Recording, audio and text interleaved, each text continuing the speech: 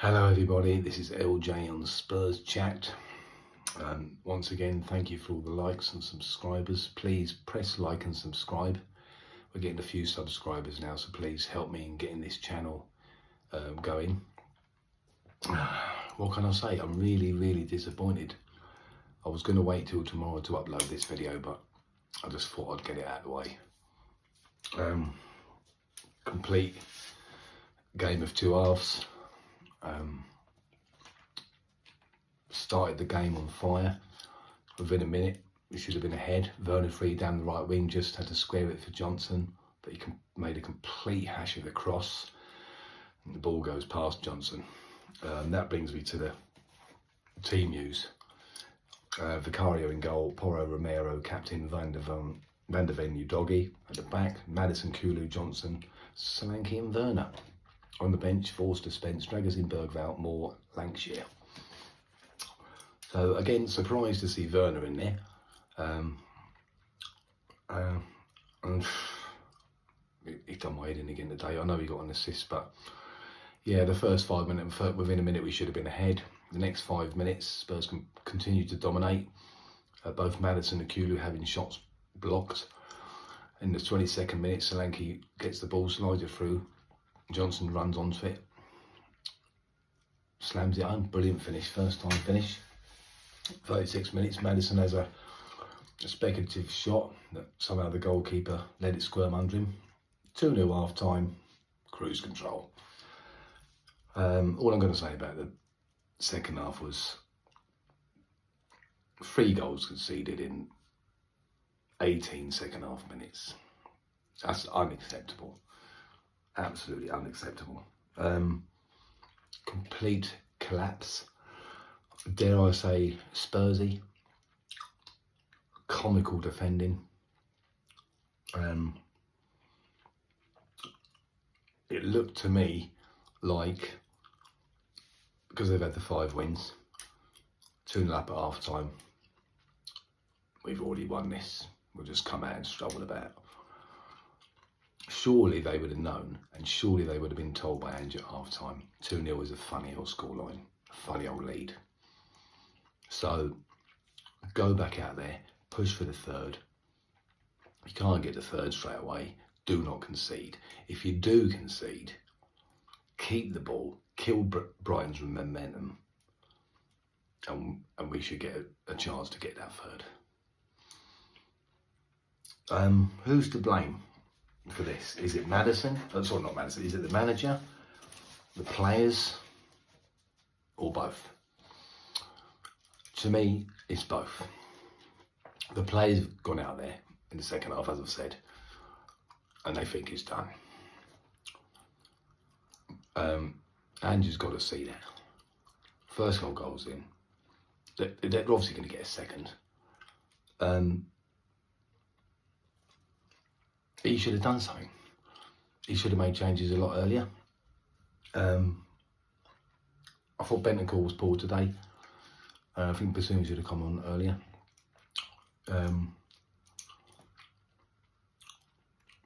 He puts Bassoon on and Sarr. It was Kuvalevsky out wide. I just don't think he knows what he's doing. He cannot do in-game management. Just stands there, not saying anything. And after the run of 5 games, I'm really disappointed.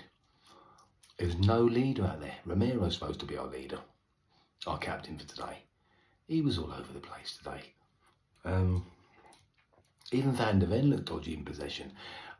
Even in the first half, Brighton handled our press better than what we handled theirs. So you've got to come up with a solution for that, change things. But as usual, and I don't want to say, oh, slagging them off when everyone says, oh, you're slagging them off after our 5 wins. You've got to change things in games like this. But he don't. He has a plan A, and whether it's working or not, whoever's tired, he'll take them off and try and do plan A against it with the same sort of player. Mikey Moore should have come on a lot earlier. A lot earlier. I mean, Werner, I feel bad because I keep going on about him. I know he got an assist, but he was rubbish. Did you see him when he was back defending? I think he was outside the box, tried to do a clearance, smashed it into the air, into orbit, back into our own box. So even at the end of the pitch, his confidence is gone. He's shot to pieces. It really is. I'm so gutted. This is typical Spurs now. I don't want to say the word Spursy, but it's going to come out. We had a chance to get, I think it was 6th, right back in touch before the international break. We could have got right in touch with the leaders. Didn't do it. And even Ange looked bewildered, but he's got to take some of the blame. Apparently Ange said after the game, this was the worst defeat since I've been at Spurs. I'm frustrated and absolutely gutted with that. The second half was unacceptable. We kind of accepted our fate, and it was hard to understand that we've not done that while I've been here. Maybe we just thought we'd roll out there and play well again in the second half. That's not how it works, and we paid for it. Well, you could have seen that anyway. So why did you do something about it? Why didn't you try and change things? I just don't get it. I'm hoping that he gave him a real good bollocking, but I don't know if he would or not. But hopefully that's given him a kick up the arse. And they go on another little run. But I don't know about you lot, but even when we was 1-0 up in the first half, we did play some great football for the first 10-15 minutes. I'm not sure we should have scored in the first minute. But when we was at 1-0, we was weathering a Brighton storm-ish after that. And Madder's goal came at the right time. So they should have known we've been a bit lucky here. Because Brighton didn't deserve to be 2-0 down at half-time. But they didn't learn from it. Is it because we've got such a young team? This is part of their learning. Can we let them off and sort of say part of the learning curve? Maybe. But I still think it was complacency. I really do. And that can't happen again. That was a capitulation from Spurs Day that I haven't seen since like the 90s. You know, 2-0 is a funny score. Last week against Man United, we were 2-0 up and I was still nervous. We were 2-0 up and we got the third goal. I put on Twitter at half time to me mate there, I'm still nervous. You know, being a Spurs fan for this long, we know what could and what did happen. They take their foot off the gas, but they just capitulated. Absolutely capitulated. I know Ange just says keep going forward, but there are times, like I said previously, all right, you let the first go in, 47 minutes, whatever it was. Just keep the ball, kill the game, quieten the crowd. That's how champion winning teams win games. Kill the momentum. Go down injured. Anything, just keep the ball. Don't let the crowd get up and let the opposition gain momentum. You've got to learn that. I'm absolutely gutted, to be honest with you. I'm absolutely gutted. Because they keep doing it to us, don't they? They have a bad run, or they're being poor for a period of time. And then they reel you back in, like these 5 wins, and then bang, they do it again. Positives, Johnson, 6 goals in 6 games. First Spurs man to do that since January 2019, Harry Kane. It's a fair play. Finished it first time, brilliant. Again, he wouldn't have done that a month ago. He just believes now that he's going to score every time he's through or every time he has a shot.